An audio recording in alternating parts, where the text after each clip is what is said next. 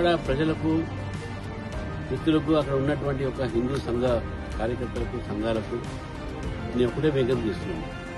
ఈరోజు నేను కామారెడ్డిలో జరిగినటువంటి ఒక ఏదైతే మన ఎమ్మెల్యే గారి మీద దాడి, అదేవిధంగా బాన్స్వాడలో జరుగుతున్నటువంటి ఒక అరాచకం, పోలీసు అరాచకం, ఆ రెండింటి సందర్భంగా నేను ఇంటి నుంచి బయలుదేరితే నన్ను అరెస్ట్ చేయడం జరిగింది. నేను పోలీసులు చెప్తా ఉన్నాను, ఈ ప్రభుత్వాన్ని చెప్తా ఉన్నాను, ఎవరైనా సరే మా కార్యకర్తల మీద కేసులు పెట్టే ప్రయత్నం చేసినా, తప్పుడు కేసులు పెట్టినా, అరెస్ట్ చేసినా ఊరుకునేది లేదు. ఇప్పటికే బాన్స్వాడలో 70-80 మందిని దాదాపు ఇల్లీగల్ గా అరెస్ట్ చేశారు. ఏదైనా మాట్లాడితే పోలీసు అధికారులు అక్కడ రెస్పాన్స్ ఇయ్యరు. ఇక్కడ ప్రభుత్వం మొత్తం కూడా ఎంఐఎం చేతిలో ఉంది. ఎంఐఎం అసదుద్దీన్ వచ్చి మాట్లాడతాడు బాన్స్వాడ గురించి. వార్నింగ్ ఇస్తా ఉన్నాను ఈరోజు. ఇది మంచిది కాదు.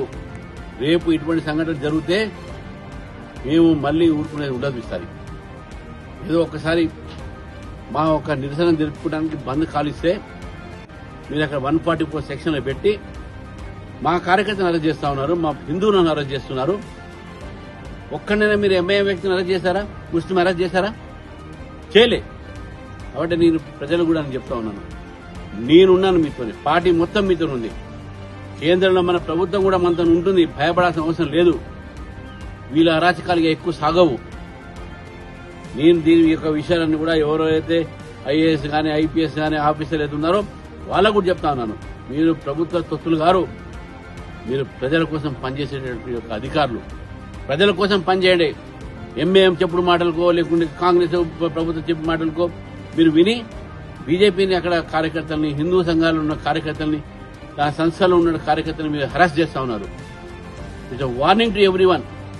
మా జోలికి వస్తే, మా కార్యకర్తల జోలికి వస్తే, బాన్స్వాడ ప్రజల జోలికి వస్తే మేము ఊరుకోం. It's serious warning I'm just giving. ఈ విధంగా మీరు తెలిస్తే దానికి ప్రతిఫలం కూడా మీరే దానికి బాధ్యత వహించాల్సి వస్తుంది. కాబట్టి బాన్స్వాడ ప్రజలకు, కార్యకర్తలకు అందరూ కూడా మరొకసారి చెప్తాను, నేనున్నాను మీతోని, పార్టీ మొత్తం మీతో ఉంది. మన కేంద్ర మంత్రులు ఉన్నారు, మన ఎంపీలు, ఎమ్మెల్యేలు అందరూ కూడా మీతో ఉన్నారు. భయపడాల్సిన అవసరం లేదు. ఈ ఎంఐఎం చేసేటటువంటి కాంగ్రెస్ పార్టీతో కలిసి దీనికి భయపడేది లేదు. మనం అందరం కలిసి ఉన్నాము, ఐక్యంగా ఉన్నాము. మీ మాట నేను ఉంటాను. మరి కొన్ని రోజులు అక్కడ వస్తాను. నేను ఇవాళ రావడానికి బయలుదేరితే నన్ను ఆపేశారు. ఎన్ని రోజులు ఆపుతారు చూస్తాను నేను, ఎన్ని రోజులు ఆపుతారు. కాబట్టి ఆపే సమస్య లేదు. ఆపినా వచ్చే అది తప్పకుండా వస్తాను, మీతో ఉంటాను.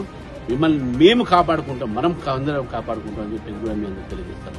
నమస్తే. భారత్ మాత.